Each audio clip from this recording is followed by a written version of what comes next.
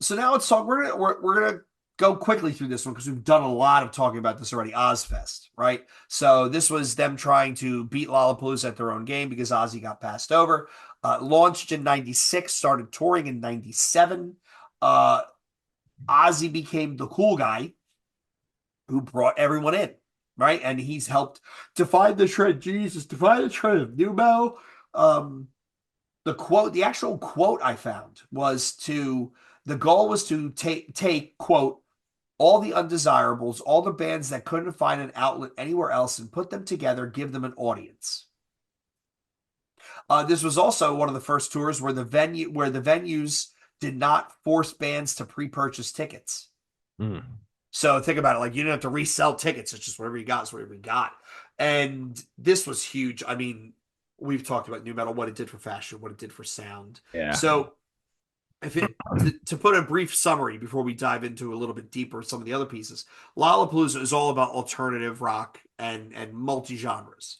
And what they were trying to do is be innovative and blend art and activism, a traveling cultural experience. That's the quote I found. The Horde Festival was all jam bands and folk rock. This is hippie togetherness, improv music, right? Jam bands. Ozzfest is all new metal and hard rock. This is rebelling against the industry, and this is providing a haven for the metal bands that had nowhere else to go. Warped Tour, which we're going to talk about in a little more detail coming up. This is all punk rock, pop punk, post punk. This is skate culture. This is very youth focused. It's DIY. It's all that sort of stuff. And the last touring festival we're going to talk about was Summer Slaughter, started in 2007. This is deathcore. This is technical death metal, and this was I would argue that this was the most forced melting pot in the sense of all these different extreme music subgenres get mashed together, right? Because we know as someone who listens to this stuff, everybody just hears it as metal. It's just pig squeals and screaming. Where we can tell the difference between technical death metal versus groove versus power versus, grind. Like we can hear all that. We're going to talk about that in a minute.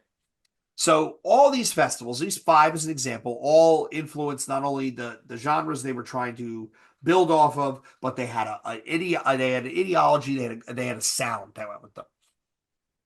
So we're going to talk a little bit more about Ozzfest. So Ozzfest again, late '90s, early 2000s. There's no new metal without Ozzfest. We've talked about this. It basically Ozzfest peak coincided with the peak of new metal.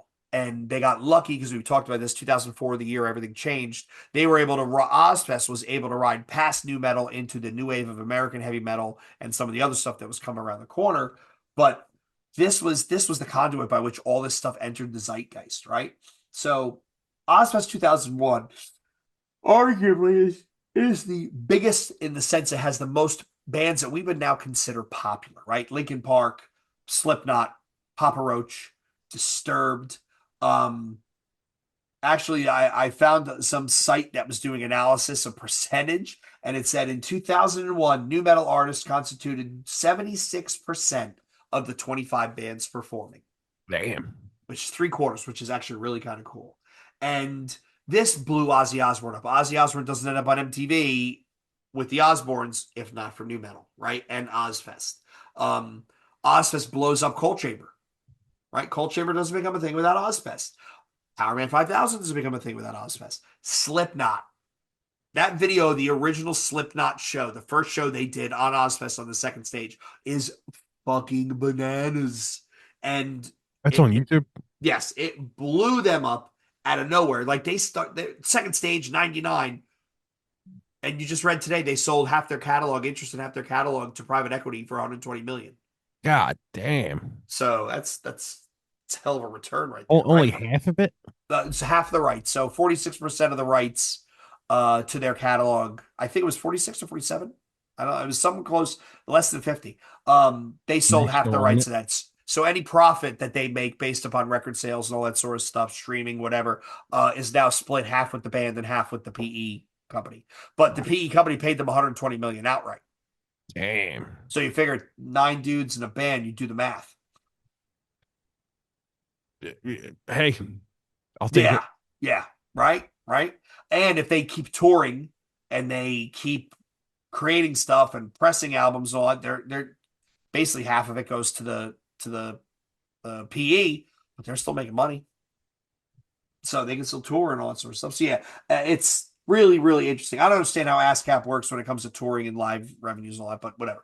But yeah, so again, Ozfest blows up, Ozzy blows up, Nu Metal blows up themselves, and they prove that you don't need to rely on the typical music industry to be big and to blow up, right? And that ties to, I mean, now we're going to talk about the Warp Tour, right? But also, I think with Ozfest, like we didn't touch on the fashion piece, right? So new metal fashion is something of itself, right? It's uh I saw it described online as utilitarian but also aggressive. So grunge was apathetic, flannels and boots, and pop punk is all happy in this, happy, whereas new metal was athletic gear like Adidas and Puma. This is big logos, right? Streetwear. Slipknot brought the aesthetic of like horror music, right? So matching uniforms, shared, which actually creates a shared identity, which is kind of wild if you think about it. Yeah. And this was, it's a shared thing. And then Ozfest by 2010. 2010 was the last one where it toured. They only played 6 shows. They tried to include Motley Crue. It was kind of just a dog, and it was I guess just this is where the music industry was really struggling to adapt to streaming and all that sort of stuff, the new trends that were coming out as part of the 2010s. Um, so we've talked Lollapalooza, we've talked Ozfest. Now let's talk about the big dog in the room, which is the one that's still going, the Warp Tour, right?